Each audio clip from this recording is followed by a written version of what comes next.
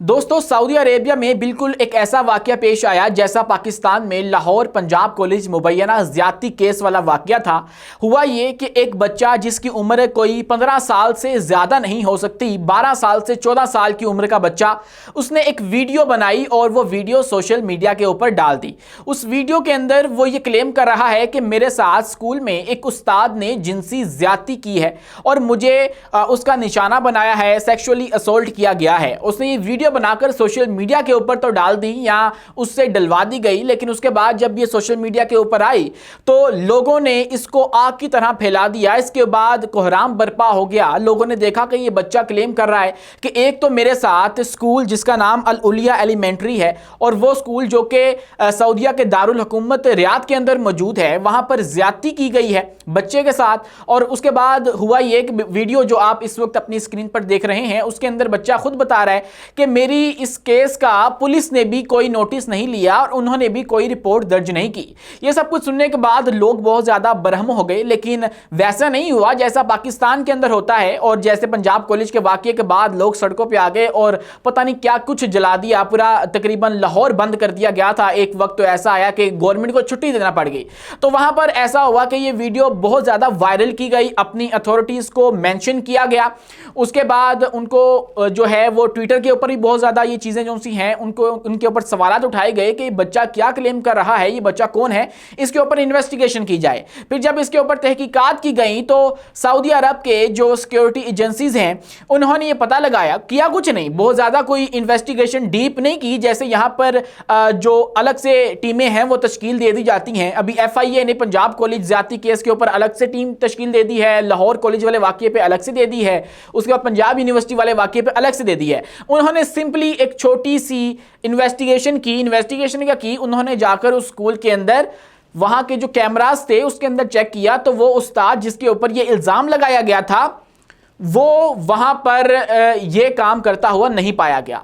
यहां पर क्या हुआ था, यहां पर ये हुआ कि हमारे जो वजीर तालीम हैं उनके पास ये इंफॉर्मेशन थी कि ये फुटेजेस डिलीट कर दी गई हैं पंजाब कॉलेज से, और उनकी बेसिकली वो स्टेटमेंट थी जिसने सारे मामले के अंदर एक ईंधन का काम किया और ये मामला भड़क उठा।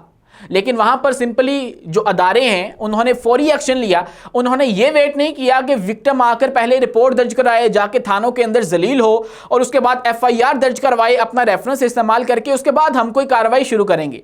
उन्होंने बर वक्त कार्रवाई शुरू की। उनको पता लग गया कि भाई एक जुर्म हो चुका है और उसके ऊपर हमें एक्शन लेना है, तो उन्होंने एक्शन लिया और जाकर उस उस्ताद के हवाले से जितनी CCTV फुटेज थी वो देखी तो उसके अंदर ऐसा कुछ भी मालूम नहीं हुआ और वो उस्ताद जो है वो बिल्कुल गिल्टी नहीं पाया गया। तो उन्होंने आकर ये जो है वो पब्लिक के अंदर बात फैला दी कि भाई ऐसा कोई वाकया नहीं है, ये बच्चा जो भी कह रहा है ये बिल्कुल गलत कह रहा है। बच्चे ने वीडियो के अंदर जो आला हुकाम है सऊदी वलीअत शहजादा मोहम्मद बिन सलमान है उनसे दरख्वास्त की थी कि आप इसके ऊपर एक्शन लें, और उसके ऊपर फिर एक्शन हुआ। और उसके बाद जो सऊदी सिक्योरिटी एजेंसीज हैं उन्होंने ये वाज़ेह तौर पर आके कह दिया कि ऐसा कोई वाकया पेश ही नहीं आया। जबकि पाकिस्तान के अंदर क्या हुआ कि हमारे जो अदारे हैं उन्होंने उल्टा जो स्टूडेंट्स हैं उनके साथ कम्युनिकेट करने की बजाय उनके ऊपर लाठी चार्ज शुरू कर दिया गया। आप इमेजिन करें कि एक DSP कह रहे थे, यहाँ पर पंजाब कॉलेज की तालिबा कोई थी तो वह एहतजाज कर रही थी, तो उनको कह रहे थे कि आप लोग यहाँ से निकल जाएं, ऐसा ना हो कि एक और ज्यादती केस सामने आ जाए। और उसके फिर भी तालिबा ने उनसे सवाल किया कि आपके घर में बेटी नहीं है, आप ये किस तरह कह सकते हैं? तो फिर उन्होंने कहा कि मेरी बेटी इतनी सस्ती नहीं है, ये तो आपके अदारों का आलम है। तो फिर ये जो यहाँ पे हम उन लोगों को कहते हैं कि ये फेक न्यूज़ के ऊपर सारे लोग बाहर निकल आए थे, पंजाब कॉलेज वाला वाकया कोई हकीकत नहीं था, ये बात अब साबित हो चुकी है और बहुत सारे इसके एविडेंस अब मौजूद हैं। क्योंकि वो कुछ पता नहीं लग पाया कि ये वाकया सारा निकला कहाँ से, सोर्स कौन है, विक्टिम कौन है, तो ये मामला किसके ऊपर होता। तो उसके बाद फिर अदारों का जो रोल था वो इंतहाई शर्मनाक था कि जिस तरह उन्होंने इस हजूम को टैकल किया। टैकल किस तरह किया, उन्होंने उनके ऊपर एहतजाज करने वालों पे लाठीचार्ज किया, उनको मारा और फिर उनको धक्के दिए गए और इस तरह का रवैया किया गया उन तालिबात के साथ जो कि सिर्फ इसलिए बाहर आई थी कि हम लोग अपनी बहन जिसके साथ ये वाकया पेश आया है उसके लिए बाहर निकलें, क्योंकि कल को हमारे साथ भी हो सकता है।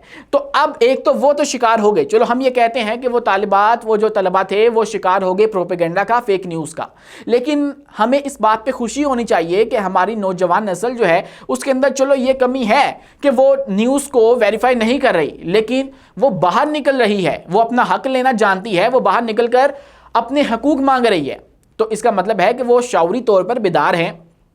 मसला यह है कि वो फेक न्यूज़ के ऊपर यकीन कर बैठे हैं। और यकीन क्यों कर बैठे हैं? क्योंकि ऐसे वाक़यात होते हैं, और ऐसे वाक़यात के बाद ऐसा होता है कि कोई ताकतवर की तरफ से ऐसा कोई वाक़या हो जाए मुबैना ज़्यादती का, तो फिर पूरी रियासत मिलकर उसको कवर अप करने में लग जाती है। तो फिर किसी ने ये इस्तेमाल की टैक्टिक, और उसने लोगों की साइकोलॉजी को समझा कि लोगों के सामने अगर हम इस तरह सारा मामला रखेंगे तो उनको वाकई लगेगा कि ऐसा हुआ है, और ऐसा होता है। क्योंकि सबको पता है कि अपने अपने लेवल के ऊपर कि ऐसे वाक़यात हो रहे होते हैं कि अगर किसी पंजाब कॉलेज के अंदर हुआ है तो चूंकि वो एक ताकतवर ग्रुप है तो वो इसको कवर अप कर सकते हैं, तो इसलिए वो कवर अप कर रहे हैं। सबसे पहले सीसीटीवी फुटेज जो है वो डिलीट कर दी। और अगर हम सारा मुद्दा डाल रहे हैं उन तलबा के ऊपर या उन सहाफ़ियों के ऊपर कि उन्होंने फेक न्यूज़ फैलाई है, तो आप यहां पर यह बात भी ज़ेर गौर लाएं कि यहां पर जो हमारे वज़ीर तालीम हैं उनके पास भी वही इंफॉर्मेशन थी जो बाकी सबके पास थी, तो उन्होंने भी उसके ऊपर ही जो है वो सारा कुछ किया, और बेसिकली वही जो फेक इंफॉर्मेशन फैलाने का सबसे बड़ा सोर्स बने थे। उससे पहले तक लोग कह रहे थे कि इसका कोई विक्टिम नहीं है, तो हम किस बुनियाद के ऊपर इसको सच मान लें। उसके बाद हमारी वजीर आला जो है उन्होंने हद कर दी। उन्होंने एक बच्ची को साथ बिठाकर कहा कि देख सकते हैं कि बच्ची तो बिल्कुल पाक साफ है, यानी कि एक बच्ची जिसके साथ रेप हुआ है वो बच्ची पाक साफ है। अगर रेप उसके साथ हो गया है तो वो मतलब जो जिनके साथ होता है लड़कियों के साथ वो पाक साफ नहीं होती, मतलब वो शादी के लायक नहीं है। उनके कहने का मतलब ये था कि वो अब पलीद हो चुकी हैं क्योंकि उनके साथ किसी ने ज्यादती की है जिसमें उनकी कोई गलती नहीं है। तो इस तरह की मेंटेलिटी जो है वो आपके यहाँ पाई जाती है, और इसीलिए लोगों का एतबार आपके इदारों से, आपकी जो इस्टेब्लिशमेंट है उसके ऊपर से बिल्कुल उठ चुका है, और फिर ऐसे वाक़यात जन्म लेते हैं। लेकिन बिल्कुल ऐसा ही वाक़या जब सऊदी अरब में हुआ, सारा वाक़या आपके सामने है, लोगों ने हरकत में तो आए लेकिन वहाँ पर एक गमला भी नहीं टूटा। लोगों ने अपने इदारों को मेंशन किया, उनके ऊपर सवालात उठाए कि भाई ये वाक़या हुआ है, इसकी तहकीकात करो, ये बच्चा क्या कह रहा है। तो उसके बाद फिर उस बच्चे की सिंपली जाकर उन्होंने फुटेजेस देख ली, और फुटेजेस देखने के बाद उन्होंने आकर ऐलान कर दिया कि भाई ये बच्चा गलत कह रहा है और ऐसी कोई बात मौजूद नहीं है। और उसके बाद अब बच्चे के खिलाफ तो कोई कार्रवाई होगी, लेकिन बच्चा चूंकि कम उम्र है तो उसके जो जिन्होंने उनसे ये काम करवाया उस बच्चे से, उनके खिलाफ सबसे पहले कार्रवाई होगी। क्योंकि सऊदी अरब में फेक न्यूज़ और इस तरह की जो कार्रवाइयाँ होती हैं या प्रोपेगेंडा होता है उसकी बड़ी सख्त सज़ाएँ हैं।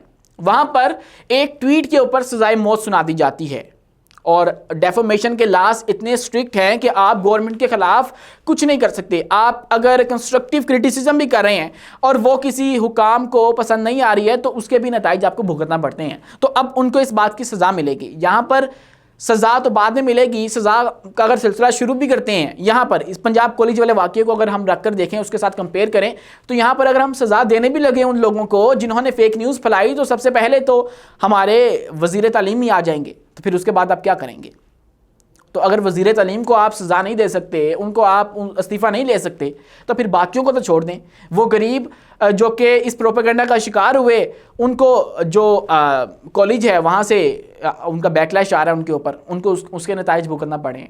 जबकि वज़ीर तालीम वो सिंपली अपने मामला सेटल करके बैठ जाएंगे, क्योंकि सबसे पहले जो सोर्स बने थे वो खुद थे। तो ये सूरत हाल है जब लोगों का अपने अदारों पर से एतबार उठ जाए तो फिर ऐसे वाक़यात होते हैं, अदरवाइज़ ये कोई इतना बड़ा मामला नहीं था।